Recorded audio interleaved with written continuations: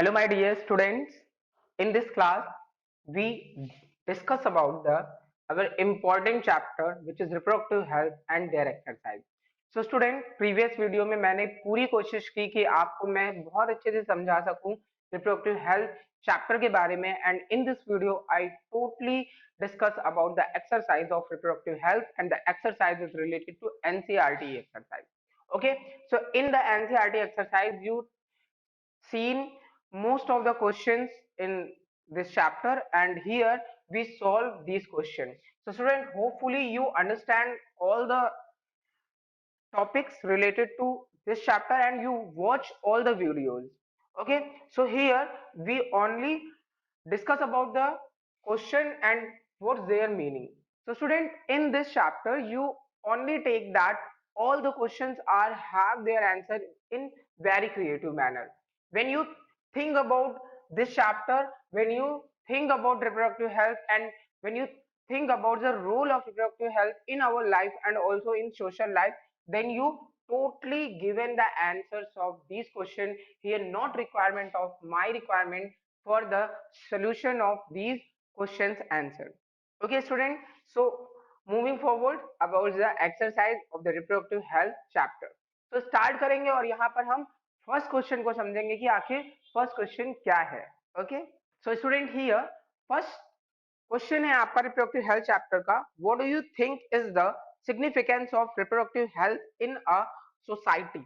Okay, first question इन्होंने पूछा है कि रिप्रोडक्टिव हेल्थ का हमारी सोसाइटी में क्या इंपॉर्टेंस रोल है. सो सोसाइटी में क्यों रिप्रोडक्टिव हेल्थ एक इंपॉर्टेंट रोल प्ले कर रहा है, इसका सिंपल सा मीनिंग है. मैंने जब आपको रिप्रोडक्टिव हेल्थ की डेफिनेशन बताई थी तो मैंने आपको 4 एस्पेक्ट बताए थे. मैंने फिजिकल एस्पेक्ट, इमोशनल एस्पेक्ट और साथ ही साथ मैंने आपको बताया सोशल और बिहेवियरल. सो रिप्रोडक्टिव हेल्थ का मतलब ये है कि आप इन 4 एस्पेक्ट्स में क्या होने चाहिए, फिट और फिक्स होने चाहिए, टोटल वेल बीइंग होने चाहिए. तो सिंपल सी बात है कि इसमें एक सोशल एस्पेक्ट भी है. आपका कैसा बिहेवियर है रिप्रोडक्टिव हेल्थ को लेकर के, जो एसटीडी की प्रॉब्लम्स है, सेक्सुअल ट्रांसमिट डिजीजेस की प्रॉब्लम है, प्यूबर्टी आप में आ रही है, ठीक है, एडोलसेंस टाइम पीरियड चल रहा है, तो एक तरीके से सोशलिज्म आपका कैसा है, और रिप्रोडक्टिव हेल्थ का एक मेजर इंपॉर्टेंट रोल है. और इस वजह से हम बोल रहे हैं कि हाँ, रिप्रोडक्टिव हेल्थ में सोशली इंपॉर्टेंस है. तो यहाँ पर जो आपका ये चैप्टर था, ठीक है, इस चैप्टर में हमने टोटल इसी की बात की है. तो एक बार मैं फिर से क्वेश्चन रिपीट कर देता हूँ. Yes, what do you think is the significance of reproductive health in a society. तो मैंने आपको 4 एस्पेक्ट्स बताए.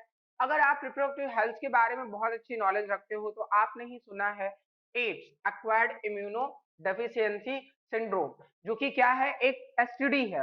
और इसमें आप जानते हैं कि हमारे यहाँ इंडिया में बहुत ज्यादा अवेयर किया गया है इसको लेकर के, क्योंकि लोग पहले इसे सोचते थे कि ये टचिंग से फैलती है. अगर आप किसी एड्स वाले पर्सन के साथ साथ में बैठ रहे हो, उठ रहे हो, है ना, शेयर कर रहे हो, फूड शेयर कर रहे हो, तो ये ट्रांसफर हो सकता है. तो लोगों को अवेयर किया गया कि आप जो ये एड्स की प्रॉब्लम है वो आप में साथ रहने से, खाने पीने से नहीं फैलेगा. सिर्फ और सिर्फ sexual contact, blood transfusion, syringe, इन सारी चीजों से ये फैल सकता है. तो यहाँ पर इन टॉपिक्स को भी हमें पता है, हम सोशल लेवल पे एक अच्छा बिहेवियर शो कर सकते हैं ऐसे पेशेंट के साथ में, और उसकी हेल्प कर सकते हैं टाइम टू टाइम पे.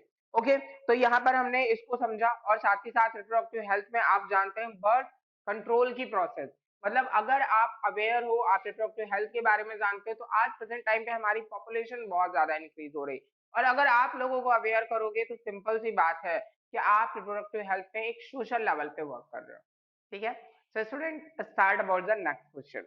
नेक्स्ट क्वेश्चन यहाँ पे आपसे पूछा गया है, suggest the aspects of reproductive health which need to be given special attention in the present scenario. तो देखिए यहाँ पर आपसे पूछा गया कि present scenario, that means present time पे आप क्या क्या एस्पेक्ट्स बताना चाहोगे जो कि रिप्रोडक्टिव हेल्थ से रिलेटेड है. ठीक है, तो यहाँ पर हम जो भी एस्पेक्ट देंगे वो यही एस्पेक्ट देंगे कि हम आज के केस में हम जान रहे हैं कि सेक्सुअल ट्रांसमिट डिजीजेस बहुत ज्यादा हो रही हैं, बहुत नंबर्स में इंक्रीज हो रही हैं. साथ ही साथ रिप्रोडक्टिव हेल्थ का एक बहुत बड़ा रिलेशन होता है एडोलसेंस पीरियड टाइम के, जो भी हमारे चिल्ड्रंस है ना. और उन्हें हमें अवेयर करना चाहिए, क्योंकि उनका ये जो एज ग्रुप है, इस एज ग्रुप में उन्हें बहुत ज्यादा चेंजेस देखने को मिल रहे हैं अपनी बॉडी में, चाहे वो हार्मोनल लेवल पे हो, फिजिकल लेवल पे हो, इमोशनल लेवल पे हो, बिहेवियर पे हो, या मतलब कोई भी लेवल की आप बात करें, बॉडी में बहुत सारे चेंजेस देखने को मिल रहे हैं। तो ऐसी सिचुएशन में आपको क्या करना होता है, आपको उस जो बच्चे की प्रॉपर काउंसलिंग करनी है। तो प्रेजेंट सिनेरियो की बात करें तो आज अगर हम अपने इस सोशल में देखें, अपने इस एटमॉस्फेयर, अपने इस एनवायरनमेंट, आसपास के बच्चों को देखें, तो यहाँ पर हम देखते हैं कि बहुत ज्यादा चेंजेस देखने को मिल रहे हैं। तो ऐसी सिचुएशन में आपको चाहिए कि आप उसे एक प्रॉपर एरिया बता सके, आप उसे एक प्रॉपर रास्ता बता सके। नहीं रास्ता बता पा रहे हैं तो गाइड कर सकते हैं कि what is the wrong and what is the right, because of at this time period we all are feel about this time period, which is adolescence or teenager group. So at this situation a proper counseling is required for this type of a children. Okay, then उसके बाद अगर हम दूसरी बातें करें तो ये जो एज ग्रुप है, एडोलसेंस टाइम पीरियड, टीनेजर जो हमारा एज ग्रुप है, इस एज ग्रुप में बहुत सारी प्रॉब्लम्स हो सकती हैं, है ना। क्योंकि हमने पढ़ा है ये टॉपिक कि एसटीडी जैसी प्रॉब्लम 15 टू 25 एज में ज्यादा हो रही है। ठीक है, यहाँ पर आपको जितने भी क्वेश्चन मैं बताऊंगा ना, वो सब एक दूसरे से कोरिलेटेड होंगे, सब एक दूसरे से कोरिलेटेड होंगे, क्योंकि चैप्टर है, क्रिएटिविटी है ना, थ्योरेटिकल कॉन्सेप्ट नहीं है, आप रट के आंसर नहीं दे सकते इन सब चीजों का। अब उन्होंने पूछा है प्रेजेंट सिनेरियो में, तो आप यही सारे एस्पेक्ट बताओगे। अगला क्वेश्चन भी हो सकता है कि मैं यही ऐसे ही कुछ आंसर्स आपको दूं। तो यहाँ पे डिपेंड करता है आपने इस चैप्टर को कितने अच्छे से समझा है। ठीक है, तो यहाँ मैंने पहले ही बोला कि यहाँ बहुत ज्यादा मेरी जरूरत नहीं है, बस हम सिर्फ और सिर्फ क्या कर रहे हैं, डिस्कस कर रहे हैं आपस में, है ना। यहाँ अगर आप ये सोचे कि आप नोटबुक लेकर के बैठे हैं, आप बुक ओपन करके बैठे हैं, क्वेश्चन स्क्रीन पे दिख रहा है, आप राइट डाउन कर रहे हैं, तो वो काम यहाँ पर नहीं हो रहा है। ठीक है, आप सिर्फ क्वेश्चन की मीनिंग को समझिए और अपने वर्ड्स में इस क्वेश्चन के आंसर देने की कोशिश करिए। ठीक है, सो स्टूडेंट थर्ड क्वेश्चन समझते हैं। सो स्टूडेंट थर्ड क्वेश्चन है, is sex education necessary in school, why. इन्होंने पूछा है कि क्या सेक्स एजुकेशन नेसेसरी है स्कूल्स में, और है तो क्यों। यस ऑफ कोर्स नेसेसरी है। अगर ये चैप्टर आपके बुक में है, आपके सिलेबस में है, 12th क्लास में है, इवन 12th क्यों कहूं, मैं ये कह सकता हूं 10th क्लास में ही इससे रिलेटेड बहुत सारे टॉपिक होते हैं। उसके पीछे रीजन है स्टूडेंट, रीजन ये है, आप इन चीजों के प्रति अवेयर रहो, इन चीजों के लिए आपके पास नॉलेज हो, आप इन चीजों को समझ सके, बिकॉज ऑफ यही वो एज ग्रुप है जहां पर ये चेंजेस आपको देखने को मिलते हैं। टीनेजर बोले या एडोलसेंस बोले या फिर ये बोले कि जो एडल्टहुड में आप एंट्री करते हो, या प्यूबर्टी की जो एज होती है, जहां पर आप बोलते हो कि भले हम ब्रेन से अपने नहीं डेवलप कर पाए हैं, अपने ब्रेन को, अपने बिहेवियर को नहीं चेंज कर पाए हैं, बट ये चेंजेस प्यूबर्टी की जो स्टेज है वो आनी ही आनी है। मतलब सेक्सुअली मेच्योरिटी की प्रोसेस आप में होनी ही होनी है, चाहे मेंटल लेवल अच्छा है, मेंटली आप प्रिपेयर हो, डेवलप हो या नहीं हो, लेकिन सेक्सुअली चीजें आप में इंट्रोड्यूस अगर हो रही हैं तो वो एक मेजर चेंजेस होते हैं। तो ऐसे टाइम पर ये चेंजेस जो हो रहे हैं उसके बारे में आपको पता होना चाहिए। अगर हम वुमेन्स की बात करें, गर्ल्स की बात करें, जिनमें 11 टू 13 टाइम पीरियड में स्टार्ट हो रही है सेक्सुअल प्रोसेस। सेक्सुअल प्रोसेस का सिंपल सा मीनिंग है मेंस्ट्रुअल साइकिल से है मेरा यहाँ पर मतलब। सो मेंस्ट्रुअल साइकिल जो उनमें स्टार्ट हो रही है उसके बारे में उन्हें पता हो, उसके बारे में उन्हें पता हो, क्योंकि बहुत ज्यादा केसेस में हम देखते हैं, चाहे वो हमारा मेल चाइल्ड हो या फीमेल चाइल्ड हो, मोस्टली लोगों में ये एक हिचक रहती है कि हम इन चीजों के बारे में किससे बातें करें, है। तो यहाँ पर आप चैप्टर में समझ रहे हो, आप इस लेसन को पढ़ रहे हो, आपको टीचर इस चैप्टर को एजुकेशन दे रहा है इससे रिलेटेड, तो कहीं ना कहीं आप इन चीजों के बारे में समझ रहे हो, राइट रॉन्ग थिंग को समझ रहे हो। तो बिल्कुल स्कूल में ये सेक्स एजुकेशन रिक्वायर है। इसके पहले भी मैंने बोला कि जो एसटीडी की प्रॉब्लम है इस एज ग्रुप में बहुत ज्यादा हो सकती है। तो आप इन सारी चीजों से सेफ रख सकते हो अपने आप को अगर आप अवेयर हो। तो स्टूडेंट बिल्कुल सेक्स एजुकेशन नेसेसरी है, और जरूर ये हमारे सिलेबस का एक पार्ट होना चाहिए और ये पार्ट हमारे है भी। तो इसे भी आप अपने वर्ड्स में बिल्कुल लिख सकते हैं, ठीक है। पॉजिटिव आंसर होना चाहिए। Students, so here another question is, do you think that reproductive health in our country has improved in the past 50 years? If yes, mention some such areas of improvement. तो student यहाँ पर इन्होंने question पूछा है कि क्या हमारी country में लास्ट 50 ईयर में कुछ इम्प्रूवमेंट हुआ है। बिल्कुल हुआ है, बिल्कुल हुआ है। हमारी कंट्री में बहुत ज्यादा इम्प्रूवमेंट हुआ है और कुछ ऐसे फील्ड्स हैं जहां पर और हमें इम्प्रूवमेंट करने हैं, ठीक है।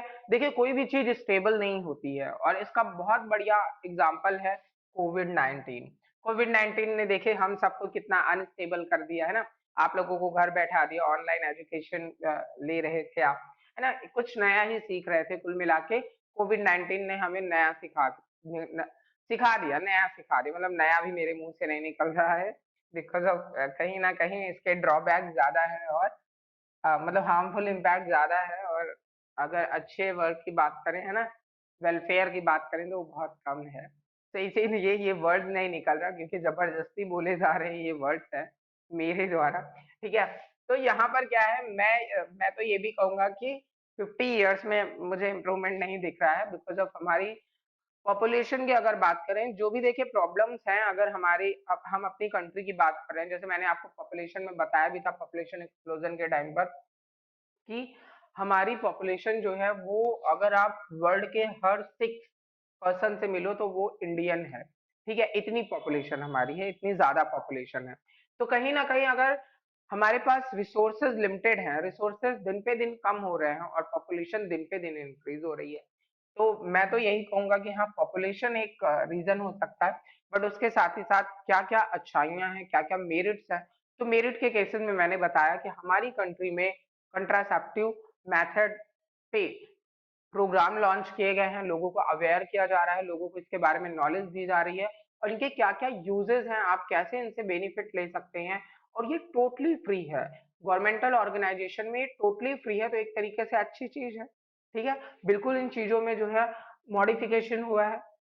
साथ ही साथ स्कूल में सेक्स एजुकेशन को देना एक इम्पॉर्टेंट सिलेबस फॉर्म कर दिया गया है। इवन प्राइमरी और जूनियर में भी कुछ ऐसे ऐसे टॉपिक वहां पर भी रखे गए हैं जहां पे हम स्टूडेंट्स को इन चीजों को इन्फॉर्म कर सके।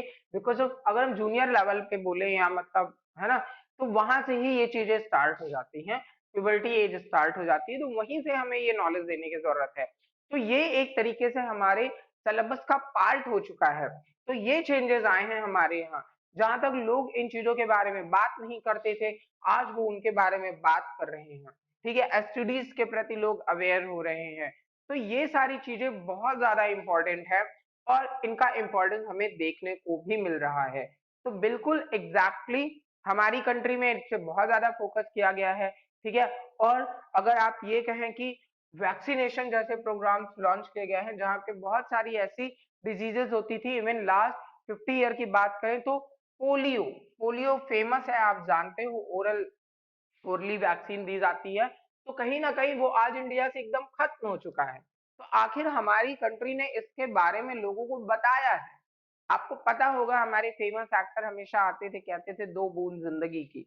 तो ये फेमस डायलॉग हो गया और फेमस होते होते इतना हुआ कि आज हमारी इंडिया से पोलियो गायब है। तो वैक्सीनेशन जैसे प्रोग्राम्स हैं यहाँ पर लॉन्च किए गए। इवन प्रेजेंट टाइम पे रेनबो इंद्रधनुष प्रोग्राम जो है वो लॉन्च किया गया, ताकि वैक्सीनेशन, बहुत सारे स्लोगन्स लाए जाते हैं, न्यूज़पेपर में ऐड दिए जाते हैं और एक तरीके से लोगों को इंफॉर्मेशन दी जा रही है कि वो कैसे रिप्रोडक्टिव हेल्थ को पा सकते हैं, ठीक है। So student, moving forward about the next question. Next question है student, massive, what are the suggested reason for population explosion. देखिए, इन्होंने पूछा है कि आपको पॉपुलेशन एक्सप्लोजन से रिलेटेड कुछ यहाँ पर पॉइंट बताने हैं और क्यों ये चीजें हो रही हैं, मतलब पॉपुलेशन एक्सप्लोजन कैसे हो रहा है। एक्सप्लोजन का मतलब आप क्या बताते हो, एक्सप्लोजन का मतलब बताते हो, मतलब पट गया ना मतलब जनसंख्या विस्फोट बोलते हैं उनसे, एक्सप्लोजन विस्फोट करा रहे हैं, ठीक है, डायनामाइट हो गया ये, विस्फोट हो रहा है, ठीक है। पॉपुलेशन एक्सप्लोजन, बिल्कुल हम इसे क्यों बोल रहे हैं कि ये एक्सप्लोज कर रही है, क्योंकि आप प्रेजेंट टाइम पे देखिए तो फिर से वही पॉपुलेशन वाली बात आ गई कि कहाँ पर हमने 1900 में बात की थी कि 2 बिलियन पर्सन थे टोटल, और फिर उसके बाद 2000 जो हमारी सेंचुरी थी उसमें हमने बात की कि भाई 6 बिलियन पे हम पहुंच गए। मतलब इतनी तेजी से हम रीच गए हैं, तो इतनी तेजी से रीच का मतलब क्या, एक्सप्लोजन ही तो हुआ है ना। अगर स्टेबल होता या थोड़ा थोड़ा स्पीड होती तो हम वहां पे एक्सप्लोजन वर्ड मत नहीं यूज करते। लेकिन यहाँ पर एक्सप्लोजन वर्ड इसलिए यूज कर रहे हैं क्योंकि एकदम ब्रॉडली, एकदम बहुत तेज से ये चीजें हो रही हैं, हमारी पॉपुलेशन बहुत ज्यादा इंक्रीज हो रही। तो हम यहाँ पर बता रहे हैं हमारे यहाँ डिक्रीज है मोर्टेलिटी रेट, डेथ रेट जो है ना वो डिक्रीज है।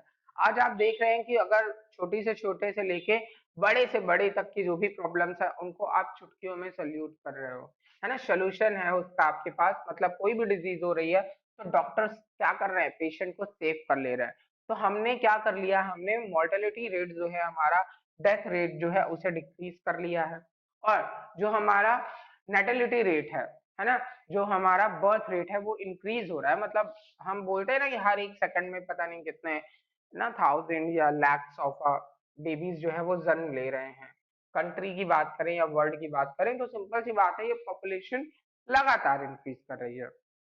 फर्टिलिटी रेट की भी अगर बात करें हम, जो हमारे इंडिया का है तो वो भी बहुत ज्यादा है, बिकॉज ऑफ यंग पर्सन यहाँ पर ज्यादा है। आप देखते हैं ना, वर्ल्ड की निगाहें इंडिया की तरफ क्यों रहती है, उसका सबसे बड़ा रीजन है हमारे पास पावर है, यूथ पावर।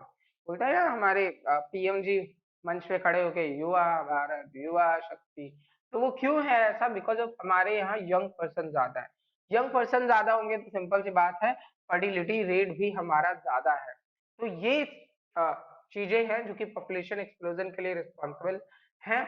और बहुत ज्यादा लोग लोग नॉलेज नहीं रखते, बहुत ज्यादा लोग ये सोचते कि भाई 2 बच्चे हुए तो 4 हो जाएंगे तो उनको भी पाल पोस लेंगे। पावर्टी जैसी चीजें हैं, लोगों को लगता है जितने ज्यादा पर्सन होंगे, लेबर वर्क उतना ज्यादा होगा और उतना ज्यादा पैसा आएगा, जबकि ये नहीं सोचते कि रिसोर्सेज लिमिटेड हैं और आप क्वालिटी नहीं दे पाओगे। कंटेंट तो ज्यादा दे रहे हो बट क्वालिटी नहीं दे पाओगे। जैसे हम बात करते हैं ना एजुकेशन की कि भाई एक बुक पूरी भर दी, पूरी बुक पढ़ डाली हमने, एक दिन में पूरी बुक पढ़ डाली, लेकिन आपने उससे कितना लर्न किया, उससे कितना समझा, कॉन्सेप्ट कितने फॉर्म किए, ये डिपेंड करता है ना। तो हम क्या देखते हैं, क्वालिटी भी देखनी चाहिए हमें, किसके साथ, कंटेंट के साथ। ओके, सो नेक्स्ट क्वेश्चन देखते हैं स्टूडेंट्स। नेक्स्ट क्वेश्चन यहाँ पे पूछा गया है, is the use of contraceptive justified, give reason. इन्होंने पूछा है कंट्रासेप्टिव क्या जस्टिफाई है, इसका रीजन आपको बताना है। Yes of course, of course भाई, कंट्रासेप्टिव मेथड जो भी हैं वो हमारे पॉपुलेशन एक्सप्लोजन को स्टॉप कर रहे हैं, अनवांटेड प्रेगनेंसीज को रोक रहे हैं। तो बिल्कुल ये सही है, बिल्कुल ये मेथड बहुत ज्यादा सही होगा उन लोगों के लिए जो बेबी नहीं चाहते। जहां पर बहुत सारे मेथड हमने पढ़े थे, याद करिए उस वीडियो के मेरे लेक्चर को, जहां पर मैंने आपको properly natural method, barrier method, IUDs, ऐसे बहुत सी टेक्नोलॉजी बताई। और इन सारी चीजों, टेक्नोलॉजी बोले या कंट्रासेप्टिव प्रोसेस बोले, जहां पर आप क्या कर रहे हो, बर्थ को कंट्रोल कर पा रहे हो, अनवांटेड प्रेगनेंसी से बच पा रहे हो, है ना। क्योंकि बिकॉज ऑफ हेल्थ प्रॉब्लम भी बहुत ज्यादा होते हैं, हेल्थ इश्यूज भी बहुत ज्यादा कॉज होते हैं। अगर लगातार प्रेगनेंसी फीमेल्स में हो रही है ना, उनकी बॉडी लगातार क्या होने लगती, वीक होने लगती है, अगर हर 9 मंथ पे या 1 ईयर पे वो प्रेग्नेंट हो रही। या फिर अगर चिल्ड्रंस में गैप चाहते हैं, जैसे हम बोलते हैं कि कॉमनली 3 इयर्स का गैप होना चाहिए, तो अगर ये सारी चीजें चाहते हैं तो जरूर कंट्रासेप्टिव मेथड्स यूज किए जाने चाहिए, यूज करने चाहिए। और बिल्कुल ये कंट्रासेप्टिव मेथड सही भी है। भाई सिंपल सी बात है, आपको जो कंट्रासेप्टिव मेथड प्रेजेंट है, कई सारी कैटेगरीज है, अब उनमें से आप क्या चूज कर रहे हो ये आप पे डिपेंड करता है ना। तो बिल्कुल ये जस्टिफाइड है, यस होगा आपका आंसर। और आप इनके बारे में अच्छे से फैक्ट लिख सकते हैं कि वाई, अगर इन्होंने पूछा है तो वाई का आंसर आप जरूर दे सकते हैं। Okay student, so next question देखते हैं। स्टूडेंट नेक्स्ट क्वेश्चन है, removal of the gonads can not be considered as a contraceptive option. Why?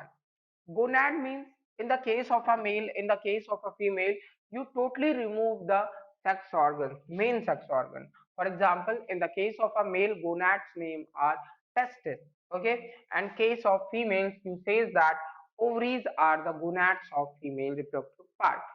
and here in this question you says about you totally remove these gonads, and why this is not considered as a contraceptive method. So exactly students, when you remove the gonads then totally you cause the infertility. अगर आप gonads को release कर रहे हो, आप main sex organs को ही हटा रहे हो, रिमूव कर रहे हो बॉडी से, तो कहीं ना कहीं ये रिजल्ट होता है इनफर्टिलिटी का।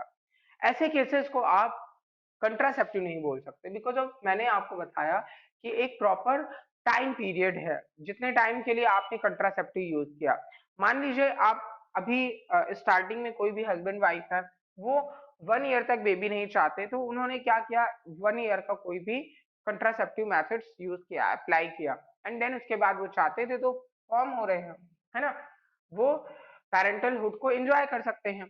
लेकिन ऐसे केस में जहां पर आपने गोनैड्स ही हटा दिए, रिमूव कर दिए गोनैड्स, तो इनमें क्या होगा, फिर तो एकदम से इनफर्टिलिटी ना, मतलब अगर वो अब चाह भी रहे हैं उस पीरियड में, तो क्या वो फॉर्म कर पाएंगे, क्या प्रेगनेंसी कॉज हो पाएगी, तो बिल्कुल नहीं हो पाएगी। सो इसे हम नहीं बोलेंगे कि ये क्या है, कंट्रासेप्टिव मेथड है। उसके साथ ही साथ स्टूडेंट, जो गोनैड्स होते हैं उनसे बहुत सारे हार्मोन सेक्रीट होते हैं। आप जानते हैं this is the endocrine gland. So endocrine glands हैं अगर ये, तो बहुत सारे हार्मोन्स रिलीज कर रहे हैं जो कि हमारी बॉडी के लिए बहुत इंपॉर्टेंट होते हैं। तो ऐसे केसेस में वो हार्मोन्स भी बॉडी को नहीं मिलेंगे और फिर बहुत सी प्रॉब्लम कॉज हो जाएंगी। तो बिल्कुल बिल्कुल आपको ये यहाँ पे रीजन बताने हैं कि ये कंट्रासेप्टिव प्रोसेस में नहीं आएंगे और इनका रिमूव करना भी एक तरीके से प्रॉब्लमेटिक सिचुएशन है ह्यूमन बीइंग के केस में। तो student moving forward about the next question. Student next question है, क्वेश्चन नंबर 8 है, और क्वेश्चन पूछ रहा है amniocentesis for sex determination is ban in our country, is ban necessary, comment. तो स्टूडेंट बिल्कुल सिंपल सा क्वेश्चन है, हमने कई बार इसे डिस्कस भी किया है। एमनियोसेंटोसिस के बारे में हमने पहले ही डिस्कस किया था। Amniocentesis is a technique where you get identify the sex of a child. Okay, here in this process you totally apply the sex determination process in the case of human being. So student, इसके बारे में आप जानते हो कि मैंने आपको बताया कि यहाँ पर एमनियोसेंटोसिस का हम यूज क्यों करते थे, ताकि कोई भी अगर क्रोमोसोमल एबनॉर्मलिटीज है उस फीटस में, उस बेबी में, है ना, अनबॉर्न बेबी में, तो आप उसे आइडेंटिफाई कर सकते हो और फिर आप सोच सकते हो कि हाँ डिलीवरी करानी है या नहीं, क्या हम इसे ट्रीट कर सकते हैं या नहीं। बट हम ह्यूमन बीइंग, हम लालची इंसान, हम मतलब खराब इंसान, है ना, बिल्कुल बिल्कुल इंसान से खराब कोई भी एनिमल नहीं है, हम लोग एनिमल ही तो है ना। अगर आप कहते हो कि सांप से डर लगता है तो इंसान सांप को भी मार के खाता है ना, मोस्टली सांप ही हम लोग बोलते हैं, स्नेक ही बोलते हैं। तो यहाँ पर क्या है कि जो एमनियोसेंटोसिस टेक्निक है उसमें आप इनमें क्या करने लगे थे, सेक्स का डिटर्मिनेशन करने लगे थे, और ऐसे केसेस में आप इंड्यूस्ड अबॉर्शन, जो कि हमने प्रीवियस डे ही ये टॉपिक पढ़ा था, एमटीपी, जहाँ पर मैंने आपको बताया था मेडिकली टर्मिनेट प्रेगनेंसी, ठीक है। तो एमटीपी की प्रोसेस में मैंने आपको बताया इंड्यूस्ड अबॉर्शन, अगर ये जान जाते थे वो जो भी पेरेंट्स हैं या फिर ये कहो जो भी मेल या फीमेल हैं, वो जैसे ही जान जाते थे कि जो एमनियोसेंटोसिस की प्रोसेस उन्होंने की और वो चाइल्ड फीमेल चाइल्ड है, मतलब होने वाली बेटी है, तो वो उसे एम्ब्रियोनल स्टेजेस में ही क्या करते थे, किल कर देते थे। भ्रूण हत्या जैसा टर्म आपने सुना होगा। तो ये प्रॉब्लम यहाँ पर कॉज हो रही थी, इस वजह से एमनियोसेंटोसिस टेक्निक को इंडिया में बैन कर दिया गया है, और टोटली बिल्कुल जरूर बैन किया जाना चाहिए। एंड इवन ऐसे लोग जो भी इस टेक्निक को फॉलो कर रहे हैं, मैं तो कहता हूँ फांसी पे चढ़ा दिया जाना चाहिए, ताकि लोग समझे इन चीजों को, है ना। अगर मेल चाइल्ड इंपॉर्टेंस है तो सिंपल सी बात है फीमेल चाइल्ड भी इंपॉर्टेंस है। आप वेरिएशंस को क्यों खत्म कर रहे हो, आप नेचर को क्यों खत्म कर रहे हो, है ना। नेचर अगर चाह रहा है कि बेटी होना है तो बिल्कुल, आज के टाइम पे ऐसा नहीं है ना, बेटी बेटा अलग है, तो ये लेक्चर हो जाएगा। तो नेक्स्ट क्वेश्चन देखते हैं हम लोग। So student here next question is suggest some method to assist infertile couples to have children। अब यहाँ पर क्वेश्चन पूछा गया कि जो भी इनफर्टाइल लोग होते हैं, कपल्स होते हैं, आप उन्हें कौन कौन से मेथड सजेस्ट करेंगे। तो स्टूडेंट सबसे पहला, हम यहाँ पर जो मैंने आपको प्रीवियस लेक्चर में ही बताया कि ऐसी टेक्निक्स में हम ART को फॉलो करते हैं, मतलब हम ART अप्लाई करते हैं, जिसमें आप बहुत सारी चीजें बता सकते हैं इन विट्रो फर्टिलाइजेशन के केसेस में। टेस्ट ट्यूब बेबी हो, GIFT हो, ZIFT हो, ICSI हो, है ना, ET हो, ऐसी सारी टेक्निक्स आप यहाँ पर सजेस्ट कर सकते हो ऐसे कपल को जो कि इनफर्टाइल हैं। तो होपफुली ये सब जितने भी नाम मैंने लिए हैं इन सबका एब्रीविएशन जरूर आपको आना चाहिए, फुल फॉर्म पता होना चाहिए, और कम से कम आप मार्क्स के बेस पे जाओगे और वहां पे बताओगे कि कौन कौन से मेथड यहाँ पर इनफर्टाइल लोगों को अप्लाई करनी चाहिए और उन्हें कौन सा ज्यादा सही लग रहा है। तो बिल्कुल यहाँ पर आप ये मेथड बता पाओगे बहुत अच्छे से। तो स्टूडेंट्स नेक्स्ट क्वेश्चन देखते हैं हम लोग। नेक्स्ट क्वेश्चन है student, what are the measures one has to take to prevent from contracting STD। देखिए इन्होंने पूछा है कि आप STD से कैसे सेफ रख सकते हो ना, तो मैंने आपको बताया कि unwanted sex, unknown sex, multiple sex partner से आपको सेफ रखना है ना, खुद को अपने आप को सेफ रखना है, और ऐसे आप क्या है एसटीडी से सेफ रख सकते हो, क्योंकि ये सेक्सुअली ट्रांसमिट होती हैं डिजीजेस, चाहे वो एड्स हो, गोनोरिया हो, सिफिलिस हो, है ना। तो इन सारी डिजीजेस से आप सेफ रख सकते हैं अगर आप इनके बारे में थोड़ी बहुत नॉलेज रखते हैं। तो मैंने आपको मेजर्स इनके बताए थे, होपफुली आप समझे भी रहे होंगे अपने वीडियोस में। ठीक है, नेक्स्ट क्वेश्चन देखते हैं। State true and false with explanation. आपको यहाँ पे ट्रू फॉल्स बताना है और एक्सप्लेनेशन भी बताना है, मतलब ट्रू फॉल्स भी बताओ और एक्सप्लेन भी करो। फर्स्ट क्वेश्चन है, abortion could happen spontaneously too. Yes of course spontaneously भी हो सकता है, जैसे मैंने आपको बताया कि जो अबॉर्शन है वो इंड्यूस भी हो रहा है, एमटीपी जो प्रोसेस है नेचुरली भी हो सकता है। जैसे हमारे यहाँ प्रेग्नेंट वुमेन्स को बोला जाता है ना कि बहुत ज्यादा वेटेज चीजें नहीं उठानी है उनको, उनको बहुत ज्यादा सीढ़ियां नहीं चढ़नी है ना, बहुत ज्यादा फिजिकल वर्क नहीं करना, बहुत ज्यादा फिजिकल वर्क नहीं करना है। तो ऐसे केसेस में आप यही बताते हो कि वो अबॉर्शन जो है वो क्या ना हो जाए, स्पॉन्टेनियस ना हो जाए, तो इसलिए इसका आंसर यस हो जाएगा, मतलब ट्रू हो जाएगा, और एक्सप्लेन तो मैंने कर ही दिया। नेक्स्ट क्वेश्चन पूछा गया है, infertility is defined as the inability to produce the viable offspring and is always due to abnormalities defect in the female partner। totally false है। मैंने आपको पहले ही बोला, जो हम पढ़ भी रहे थे तब भी मैंने आपको बताया था कि जो फीमेल्स हैं उनको ब्लेम किया जाता है, इनफर्टिलिटी के लिए रिस्पॉन्सिबल वही होती, बिल्कुल नहीं, मेल्स भी रिस्पॉन्सिबल हो सकते हैं, और इसलिए हम इसका आंसर क्या बोलेंगे, फॉल्स। और इसका एक्सप्लेनेशन दे चुका हूं मैं प्रीवियस वीडियो में। नेक्स्ट क्वेश्चन पूछा गया है, complete lactation could help as a natural method of contraception। Complete lactation बिल्कुल नहीं, फॉल्स होगा, कंप्लीट लैक्टेशन नहीं होता। 6 मंथ का जो आपका लैक्टेशन है, लैक्टेशन एमेनोरिया जिसे हम बोलते हैं, वो टाइम पीरियड सिर्फ और सिर्फ क्या होगा, वह मेंस्ट्रुअल साइकिल नहीं होगी। तो एक तरीके से इसे आप बोल रहे हो कि ये नेचुरल मेथड ऑफ कंट्रासेप्शन होता है। नेक्स्ट क्वेश्चन पूछा गया है, हाँ तो मैंने ये एक्सप्लेन भी आपको किया कि जो जो पूरा लैक्टेशन का पीरियड है वो नहीं, और उसके बाद जो है पार्टुरेशन के 6 मंथ्स के बाद फिर से नॉर्मल मेंस्ट्रुअल साइकिल चलती है। मैंने बताया भी था जब पार्टुरेशन पढ़ाया था तब भी, लैक्टेशन पढ़ाया था तब भी आपको बताया था। तो ये कंट्रासेप्टिव की प्रोसेस नहीं होगी अगर जो भी बेबी है आप 1 साल तक ब्रेस्ट फीडिंग कराओ, 2 साल तक कराओ, तो आप सोचो मेंस्ट्रुअल साइकिल ही नहीं होगी, बिल्कुल नहीं, 6 मंथ तक। नेक्स्ट क्वेश्चन है, creating awareness about sex related aspect is an effective method to improve reproductive health of the people. Of course true होगा, बिकॉज ऑफ बिल्कुल अगर आप लोगों को अवेयर कर रहे हो, जो कि इन्होंने बोला कि ये इफेक्टिव मेथड होगा सेक्स रिलेटेड, अगर आप एजुकेशन दे रहे हो तो आप इंप्रूव कर पाओगे रिप्रोडक्टिव हेल्थ को, बिल्कुल आप इंप्रूव कर पाओगे। अब ये चैप्टर पढ़ने के बाद क्या आपने बहुत चीजें नहीं सीखी, बहुत सारी चीजें जो आपके दिमाग में आ रही थी उसको आपने इम्प्रूव नहीं किया, तो बिल्कुल हम हर एक एस्पेक्ट को इम्प्रूव कर सकते हैं। तो यस होगा हमारा आंसर। स्टूडेंट नेक्स्ट क्वेश्चन है, करेक्ट द फॉलोइंग स्टेटमेंट। यहाँ पर कुछ स्टेटमेंट दिए गए हैं जिनको आपको करेक्ट करना है। तो फर्स्ट है, surgical method of contraception prevent gamete formation. तो देखिए ये जो सर्जिकल मेथड हैं कंट्रासेप्शन के, वो प्रिवेंट करते हैं फ्लो ऑफ गैमेट को ड्यूरिंग इंटरकोर्स।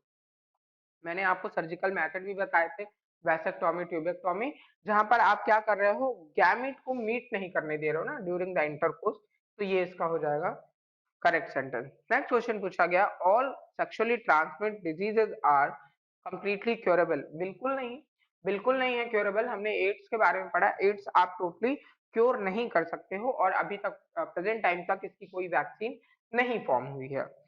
नेक्स्ट क्वेश्चन है, oral pills are very popular contraceptive among the rural women। तो देखिए ये क्या है कि एक अच्छा कंट्रासेप्टिव मेथड है, बट अगर आप सिर्फ रूरल वुमेन के लिए बोले तो ये हम नहीं बोलेंगे, है ना, हम ये नहीं बोलेंगे। और जब हम बुक भी पढ़ रहे थे तो वहां पर ये लाइन भी लिखी हुई थी कि ये फेमस है, हमारे इंडिया में फेमस है, लेकिन वहां ऐसा कोई पॉइंट नहीं दिया जाता कि सिर्फ रूरल में है। क्या ऐसा नहीं है अर्बन एरियाज की वुमेन नहीं यूज करती? बिल्कुल यूज करती है। ठीक है। देन है ईटी। इन ET technique embryo are always transferred into the uterus. Yes of course, जो ईटी है मतलब एम्ब्रियो ट्रांसफर आप करते हो अगर वो ब्लास्टोमियर्स जो सेल्स बन गई हैं वो 8 सेल से ज्यादा है ना। तो क्वेश्चन ने तो ये बोला है ना, आपको क्या सही करना है। In ET technique embryos are always transferred into the uterus. तो जहां पर आप एम्ब्रियो ट्रांसफर करते हो तो आप पहले चेक करते हो ना कि जो आपका जाइगोट है वो 8 सेल स्ट्रक्चर बन गया है, तो आपको इसे कहाँ फैलोपियन ट्यूब में लाना है। 8 से अभी लो है, मतलब पूरे 8 स्टेज में ही है। अगर 8 से ज्यादा स्टेज है तो फिर आपको इसे यूट्रस में इम्प्लांट करना है। तो ऐसी सिचुएशंस आप देखोगे, देन उसके बाद आप अपने क्वेश्चन को क्या करोगे, करेक्ट करोगे। तो देखते हैं नेक्स्ट क्वेश्चन क्या है। तो स्टूडेंट नेक्स्ट कोई क्वेश्चन नहीं है, बिकॉज अब हमने सारे क्वेश्चन कंप्लीट कर लिए हैं और होपफुली आपने भी इन क्वेश्चन को अच्छे से कंप्लीट किया होगा और आपको जरूर इन क्वेश्चंस की मीनिंग समझ में आई होंगी और आपने ये देखा कि हमारी एनसीईआरटी क्या चाहती है कि आप अपनी थिंकिंग एबिलिटी इंक्रीज करो। वो आपको रट्टू तोता नहीं बनाना चाहती कि आपने बस 2-4 शब्द पढ़ लिए और बस लिख दिया आंसर, एग्जाम में क्या एग्जाम दे दिया अच्छे से। तो यहाँ पर आपको अपनी क्रिएटिविटी बनानी होगी, आपको अपने ब्रेन को ओपन करना होगा और ब्रेन को ओपन तब करेंगे जब आप चैप्टर को अच्छे से रीड करेंगे, आप वीडियोस को अच्छे से वॉच करेंगे और चैप्टर की मीनिंग को समझेंगे। So hopefully students you enjoy this session. Okay, so thank you students. Meet in next video.